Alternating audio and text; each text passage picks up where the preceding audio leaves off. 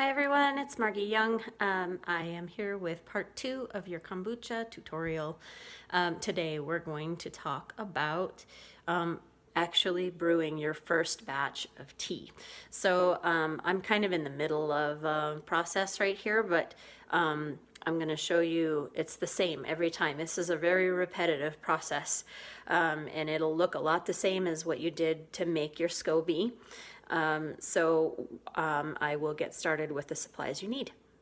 Okay, so first off, we have a gallon of sweet tea. What I did to make this was boil a gallon of filtered water. I added 1 cup of those granulated raw sugar crystals and 8 of those Tetley tea bags. So it's very dark. I boiled the water, put the tea in, let it cool to room temperature, left the tea bags in until it was finished cooling, and now I have this big pot of nice sweet tea. I have my big gallon jar. I have 2 cups of starter tea from my last batch, and I have my SCOBY. So that is all you're going to need for this step. So what I'm going to do is pour the tea into the gallon jar, and then I'm going to add the starter tea and put the SCOBY on top like this. So now we have all of the starter tea, the gallon of sweet tea, and then our beautiful SCOBY sitting on top. And it is okay if that SCOBY sinks to the bottom or floats sideways or whatever. As long as it's in the jar, it's fine. You don't need to worry about it being on top. Mine just happens to float. So there's my dog. So I'm going to put a cloth cover on this and seal it up with a rubber band and put it in my cabinet. And then as you can see, I put today's date on there.